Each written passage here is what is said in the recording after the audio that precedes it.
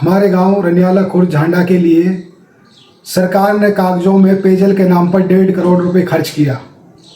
आखिर वो पैसा कहाँ गया? हम जनता की तरफ से ये सवाल सरकार और प्रशासन से पूछना चाहते हैं। जो हमारा हक था, आखिर आप उस हक को कहाँ डकार गए? अस्सलाम वालेकुम साथियों, मैं आपका भाई advocate Azharuddin Chaudhary, Indian Union Muslim League Haryana का प्रदेश अध्यक्ष। आज मैं आपके सामने एक बहुत गंभीर मामले को लेकर आया हूँ। भारत सरकार ने 2019 में एक स्कीम लॉन्च की, जल जीवन मिशन, जिसका उद्देश्य था गाँव में घर घर तक जल पहुँचाने का। लेकिन हरियाणा के अंदर हम सिर्फ हरियाणा और अपने गांव और अपने ज़िले की बात करेंगे।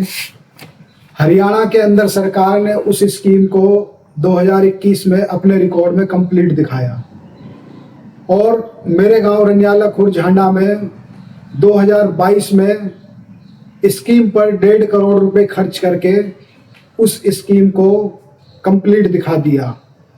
मैं आपके सामने कोई राजनीतिक भाषण देने नहीं आया हूँ, एक बहुत गंभीर विषय को लेकर आया हूँ और हवा में बातें करने के लिए नहीं, दस्तावेजों को आपके सामने इस मसले पर प्रस्तुत करूंगा कि सरकार और प्रशासन ने मिलकर, पीएचईडी के अफसरों ने मिलकर, ठेकेदार के साथ मिलकर किस तरीके से हमारे हक को खाया है, किस तरीके से उन्होंने 1.5 करोड़ रुपए को डकार गए। मैं आपके सामने पूरे डॉक्यूमेंट प्रस्तुत करता हूं। सबसे पहले जो डॉक्यूमेंट है, ये प्रमाण पत्र है विभाग की तरफ से।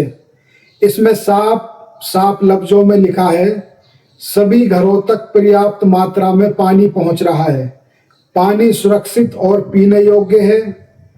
ये जो नोटिस है वो इंग्लिश में है, मैं आपको हिंदी में बता रहा हूँ। और सारी आंगनवाड़ियों में, सारे स्कूलों में, सारे स्वास्थ्य केंद्रों और सार्वजनिक संस्थानों में जल कनेक्शन दिए जा चुके हैं।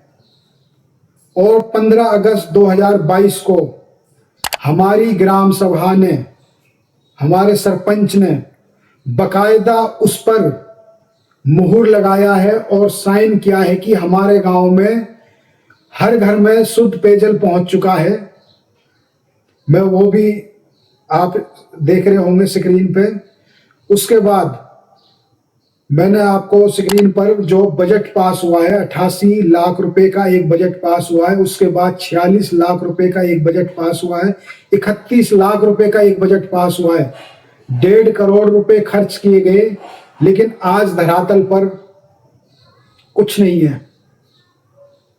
लोगों के पीने के लिए पानी का एक भी नल नहीं है। जो सरकार ने दिखाया है कि हमने 885 कनेक्शन रनियाला खुर्द झांडा में 2022 में लोगों को हैंड ओवर कर दिए हैं। मैं सरकार से और प्रशासन से और पीएचईडी के अफसरों से ये पूछना चाहता हूं, अपने गांव की जनता के माध्यम से, जो हमारा हक था, जो पैसे 1.5 करोड़ रुपए आपने हमारे गांव में पेयजल के नाम पर लगाए थे, हमें ये जवाब दें कि आपने उन 1.5 करोड़ रुपए को कहां खर्च किया और किस किस ने उसको बांट कर खाया। मैं आपसे पूछना चाहता हूं कि आप मुझे आए और गांव में विजिट करें, मुझे दिखाएं कि आपने 1.5 करोड़ रुपए कहां लगाया, किसको पानी मिल रहा है। यहां तो पेयजल, शुद्ध पेयजल की तो बात छोड़िए, आप लोगों को जरूरत के लिए पानी नहीं मिल रहा है। आज हमारे गांव का हर आदमी, ये पूरे मेवात की कहानी है, पूरे पलवल जिले में जितने भी मुस्लिम बहुल इलाके हैं उनकी कहानी है ये। सिर्फ मैं अपने गांव की बात नहीं कर रहा हूं, सिर्फ गांव के नाम बदल रहे हैं, समस्या सारे गांव की एक ही है। आपने जो काम किया वो कहां है, ये दिखा दीजिए आप मुझे। और सबसे बड़ी बात, आज हमारा जो गांव है वो पानी के लिए तरस रहा है। आज गरीब आदमी वाटर टैंक नहीं बना सकता जिस पे 40,000 रुपए खर्च होता है पानी को स्टोर करने के लिए। उसको बना भी लेगा तो उसके पास हर महीने 3-4 हजार रुपए कहां से आएंगे जिससे वो अपने उसमें टैंकों में पानी डलवाएगा। क्या सरकार की जिम्मेदारी और सरकार का दायित्व नहीं बनता, क्या प्रशासन का दायित्व नहीं बनता कि असल पटल पर आकर लोगों की समस्याओं को देखा जाए।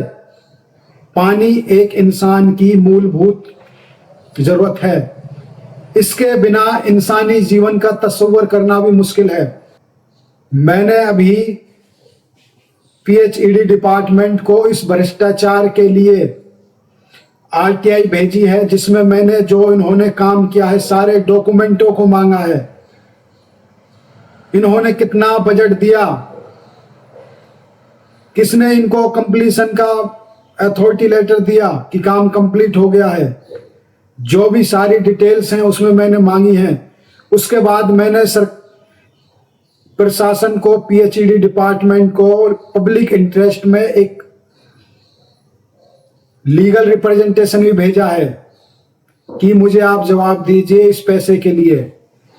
इन सारे सवालों के जवाब मिलने के बाद, सारे डॉक्यूमेंट मिलने के बाद, मैं इन अफसरों के खिलाफ, इस भ्रष्टाचार के खिलाफ, अपने लोगों के अधिकारों के लिए हाई कोर्ट में पीआईएल दाखिल करूंगा।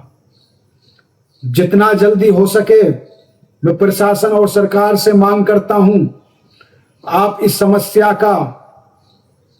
को सुलझाने का काम करें, नहीं अन्यथा अभी तो सिर्फ ये हमारे गांव का 1.5 करोड़ का भ्रष्टाचार है, जो पूरे हरियाणा में आपने 7,000 करोड़ का भ्रष्टाचार किया है, उसकी फाइलें उखड़वा कर आपके खिलाफ माननीय उच्च न्यायालय चंडीगढ़ जाऊंगा। हमारे संविधान ने हमको अधिकार दिया है और सरकार के दायित्व को बताया है। आर्टिकल 19 सब क्लॉज 1 साफ कहा है कि हमें सार्वजनिक मुद्दों पर बात करने का और सवाल पूछने का सरकार से पूरा हक है। आर्टिकल 21 सुप्रीम कोर्ट ने कई मामलों में कहा है कि सरकार की जिम्मेदारी है लोगों तक शुद्ध पेयजल पहुंचाना। उसके बाद आर्टिकल 47 राज्य का कर्तव्य है सही सुविधाएं लोगों तक पहुंचाना।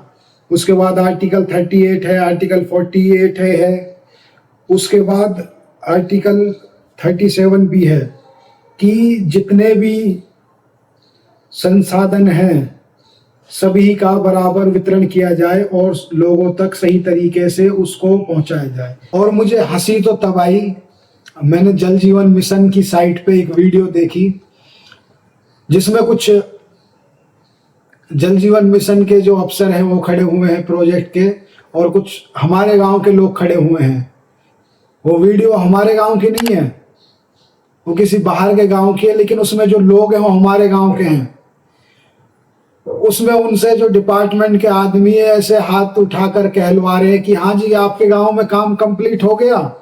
वो लोग चिल्ला चिल्ला के कह रहे हैं जी हमारे गांव में काम कंप्लीट हो गया है, हर घर घर में पानी आ रहा है।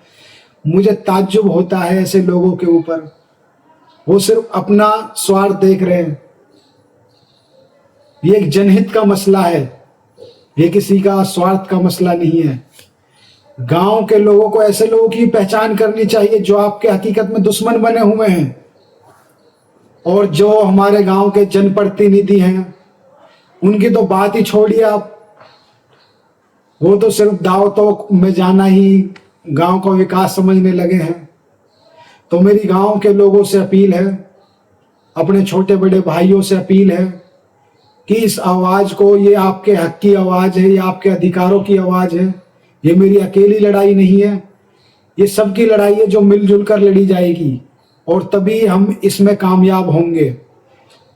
ऐसा नहीं है मैं हवा में बातें कर रहा हूं, मेरे पास सारे डॉक्यूमेंट अवेलेबल है, और भी डॉक्यूमेंट आना कुछ बाकी है। जो भी भाई चाहे मैं उसको डॉक्यूमेंट दिखा सकता हूं। तो सभी भाइयों से मेरी अपील है, इस आवाज में शामिल होकर इस आवाज को सामूहिक और एक बड़ी आवाज बनाएं, ताकि ये आवाज हमारी सरकार तक, प्रशासन तक, और जो भी पीएचईडी के अफसरान हैं उन तक पहुंच सके, इस समस्या का जो निजात मिल सके हमें। आपका बहुत बहुत धन्यवाद, बहुत बहुत शुक्रिया।